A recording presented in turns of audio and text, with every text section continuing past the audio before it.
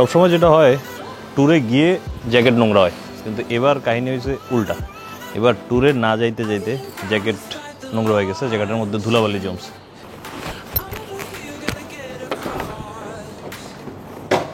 বিসমিল্লাহির রহমানির রহিম।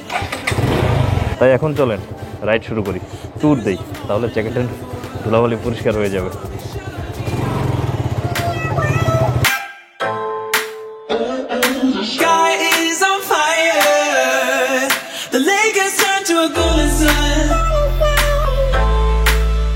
Hello there, assalamu alaikum. This is Saifullah Sani. Welcome to Sanigiri. Hope you guys are doing fine. So bros, কাহিনী যেটা হয়েছে, রিভোল্টকে নিয়ে অবশেষে ট্যুর দেওয়া হইতেছে।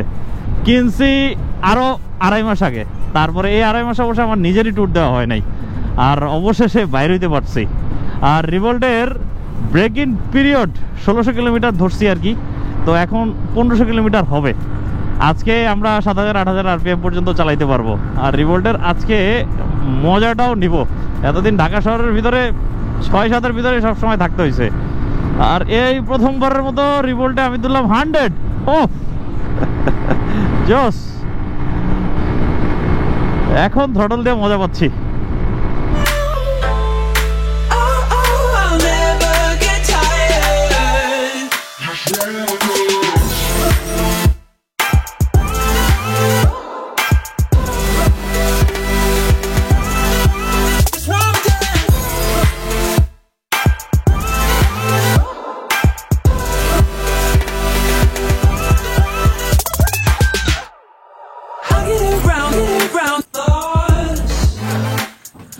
অ্যান্ড ব্রোস, বহুত দিন পরে থ্রটলের মজা নিতে নিতে চলে আসছি হচ্ছে শ্রীমঙ্গলে। বহুত দিন পরে একটা জম্পেশ রাইড হয়েছে, যদিও যেই পরিমাণে ভাই গরম ছিল, যত বেলা বাড়তেছিল গরমের পরিমাণ তত বাড়তেছিল। আর এই ট্যুরটা আমার জন্য একটা বলা যায় মাস্ট হয়ে গেছিলো, খুবই বাধ্যতামূলক একটা ট্যুর। কারণ হচ্ছে ঢাকা শহরে একটানা অনেক দিন ধরে আমি থাকতেছিলাম, এরকম ফিল হচ্ছে যে বদ্ধ হয়ে গেছি, কোনো দিকে মুভ করতেছি না, এরকমই মনে হচ্ছিল। সাধারণত আমার মাসেই 2-3টা ট্যুর হয়, এক মাসেই কোনো না কোনো জায়গায় যাওয়াই হয়, কিন্তু লাস্ট 2-2.5 মাস ধরে কোনো জায়গায় যাওয়া হচ্ছে না, এই জন্য সব জমে গেছে। আর দ্বিতীয়ত তার সাথে কিছু মেন্টাল স্ট্রেসও অ্যাড হয়েছে। একটু নীরবতায়, একটু নির্জনে, তারপর একটা ছোট্ট রাইডের মাধ্যমে সব মাথার ভূত তাড়াই দিব, এরকম চিন্তাভাবনা আর কি। সেই জন্য হচ্ছে এই ট্যুরটা দেওয়া। আমরা শ্রীমঙ্গলে এসে যেই রিসোর্টটার মধ্যে উঠছি সেটা আপনাদেরকে দেখাইতে হবে। আর এই হচ্ছে আমাদের রুম, দুজনে থাকার জায়গা, একবারে উডেন ইন্টেরিয়র। তার পরবর্তীতে এটা হচ্ছে ওয়াশরুম। আর স্পেশাল জিনিস হচ্ছে রুম থেকে ভিউ, একবারে পাহাড়ের উপরে আমরা আছি। আর এখান থেকে সকালবেলা অথবা বিকালবেলা খুব ভালো ধরনের ভিউ পাওয়া যাবে।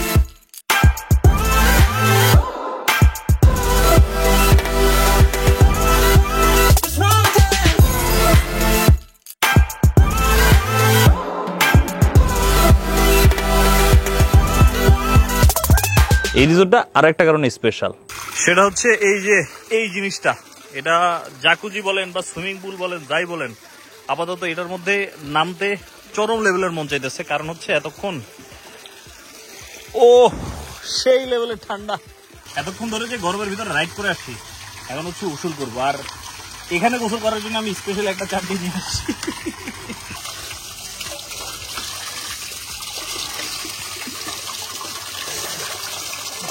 এটাই দরকার আমার, চাটনি দেখে কোনো ধরনের জাজমেন্ট কিন্তু দেওয়া যাবে না। ভাই এটা যে কি লেভেলের শান্তি। আর এই ট্যুরে একা আসি নাই, আরেক ভদ্রলোক সাথে আসছে, এটা হচ্ছে ভাই মোহাম্মদ সাকিব। সো আমরা দুজন মিলে আর কি ঘোরাঘুরি করতেছি। আর রিসোর্ট যেটার মধ্যে আসছি এটার নাম হচ্ছে রোদেলা রিসোর্ট, আর সম্ভবত ইকোটিকো আছে। এটার মালিকও ভাই ব্রাদার আমাদের ছোটন ভাই, নতুন রিসোর্টের মালিক হয়ে গেছে ছোটন ভাই, কংগ্রাচুলেশন। Thank you. আর এই রিসোর্টটার মধ্যে আমরা গতবার আসছিলাম, গতবার যখন নভেম্বরে শ্রীমঙ্গল আসছিলাম তখন ভাই এটা দেখাইতে নিয়ে আসছিল। তখন হচ্ছে এটা মাত্র তখন চালু হচ্ছিল, বিল্ডিং গুলো উঠছিল সম্ভবত, তখন এটা দেখতেছিলাম এই যে এটা বানাইতেছিল। আর এবার এর সাথে এটার মধ্যে গোসলি করলাম। আর রোদেলার নাম্বার আপনার নাম্বার? হ্যাঁ আমার নাম্বার। তাহলে এই যে এটাই হচ্ছে ভাইয়ের নাম্বার, যদি এখানে বুকিং দিতে চান, এই সুইমিং পুলে গা ডুবাইতে চান তাহলে চলে আসেন। আর এখানকার পরিবেশটা আরো বেশি ভালো লাগার কারণ হচ্ছে একবার পাহাড়ের উপরে তো সবসময় একটা শান্তি ফিল করা যায়।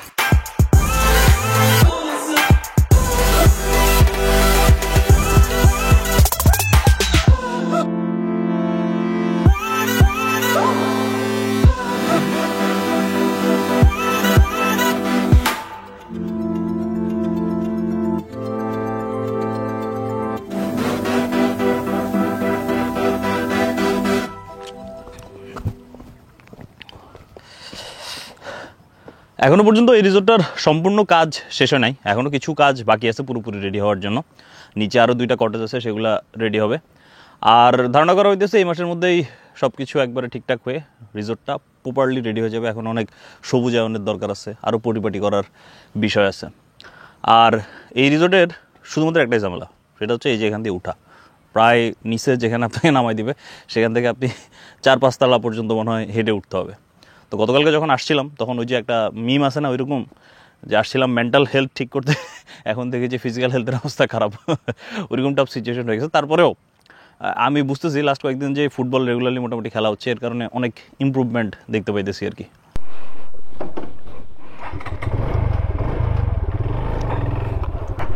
শ্রীমঙ্গলে যদি আসলাম আর অয়ন শর্মার সাথে দেখা হবে না, তা হবে না। খবর গুড মর্নিং। আরে একবার একটা বুঝলা যাই, একটা ছোট রাইড দিতে পেরেছি, মূলত একটা ছোট রাইড দিতে পেরেছি, অয়নের সাথে অ্যাড হয়েছে। আর গতকালকে বাইরে ভাই যে পরিমাণ গরম ছিল, আজকে দেখি উল্টা সিনারিও।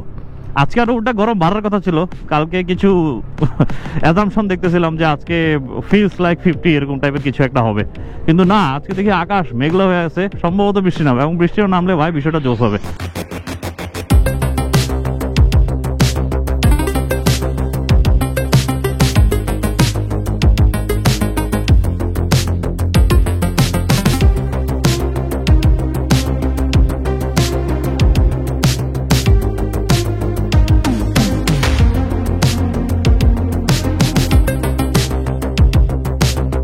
এখন আমরা আছি হচ্ছে শ্রীমঙ্গলে, মানে মৌলভীবাজার জেলায়। মৌলভীবাজার জেলা থেকে আমরা যাব হচ্ছে হবিগঞ্জ জেলায়, তবে খুব বেশি দূরে না, একবার হবিগঞ্জ শহরের ভিতরে না, সাতছড়ি জাতীয় উদ্যানের সামনে দিয়ে যে রোডটা আছে সেই দিকটা যাব, কারণ এখান থেকে সেখান পর্যন্ত রোডগুলা চরম মাত্রায় অস্থির, রাইড হবে দারুণ। আর ঠান্ডা বাতাস দরকার, সাতছড়ি জাতীয় উদ্যানের ভিতরে চরম পরিমাণ বাতাস আছে, সেটাও নিব। প্লাস সেখানে আমরা আজকে দুপুরের খাবারটা খাবো, সেখানে একটা দোকানে, একবারে নর্মাল সাদামাটা দোকান, খুব ভালো মুরগির মাংস, হাঁসের মাংস এগুলো পাওয়া যায়।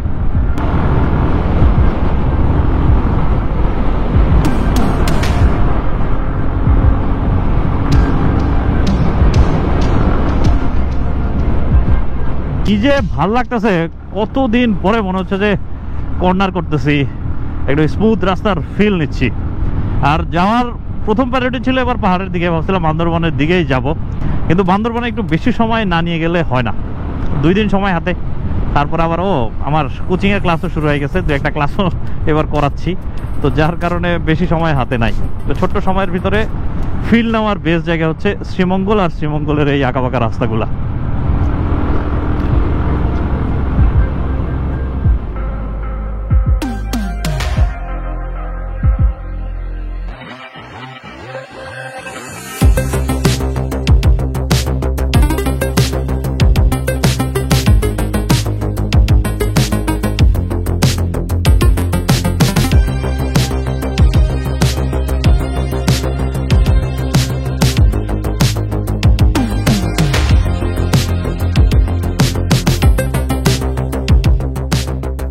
শুরু করিতেছি মহান আল্লাহর নামে, যিনি অত্যন্ত করুণাময় এবং দয়ালু। আমরা আছি এখন Sonarghat, if you know you know. সোনারঘাটের সুন্দর রাস্তাটা শুরু হয়ে গেছে, যেখানে 2 পাশেই দেখেন চা বাগানে ভরা। আর ভাই বাম পাশের দিকে তাকান, একবারে মেঘলা হয়ে আকাশ একবার কালো হয়ে আছে, তবে অসম্ভব লেভেলের সুন্দর লাগতেছে, কারণ সবুজ কালো ঠান্ডা বাতাস, আর কি লাগে, জোস রাস্তা। কি স্যার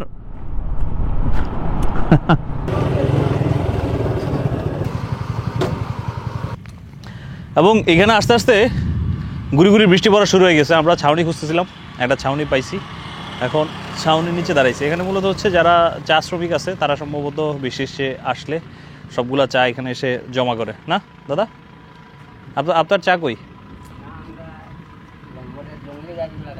ও আচ্ছা, আপনি জংলা পরিষ্কার করেন। আচ্ছা, ওই সাইডে দেখলাম আর কি অনেকজনে একটা ইয়ার ভিতরে ঢুকে বসেছে। আচ্ছা, যাক ভালো, এই জায়গাটা খালি দেখে আর কি আসছি, নাহলে ওইদিকে আরও আছে। আচ্ছা, মানে জায়গায় জায়গায় এরকম শেড দেওয়া আছে, সারাদিন যে চাগুলো তুলছে যদি এরকম বৃষ্টির মুখে পড়ে সবাই এসে এরকম ছাউনির নিচে এসে দাঁড়ায়।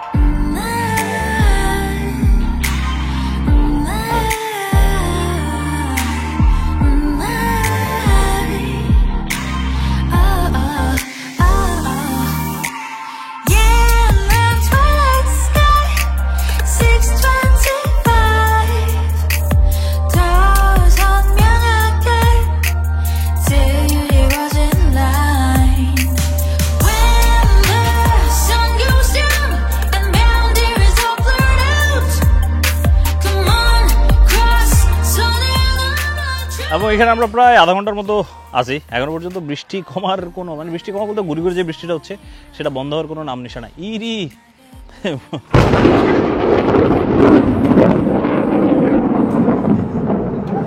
এটা কি হইলো ভাই,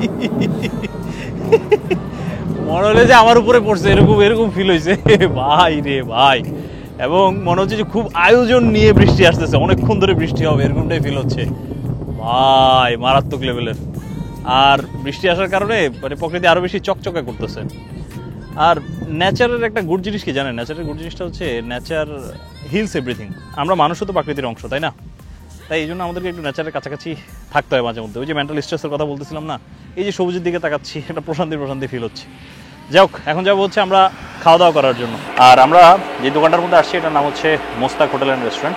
এই জায়গাটার মধ্যে আগেও খেয়ে গেছিলাম, যার কারণে এখানে আরেকবার আসা। এখানকার হাঁসের মাংস দেখাই তো অস্থির লাগতেছে। মুখে নেই ভাই, নেন আগে এক পিস মুখে নিয়ে দেখি কি অবস্থা।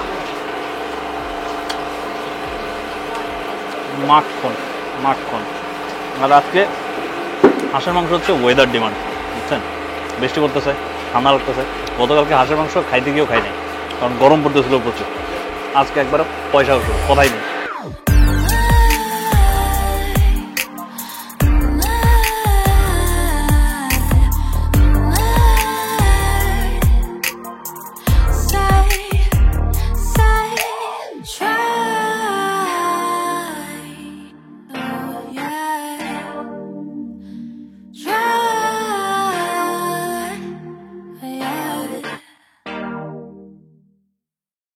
কিন্তু আবার বৃষ্টি এখন গেছে গা, অ্যাক্টিং বরবাদ।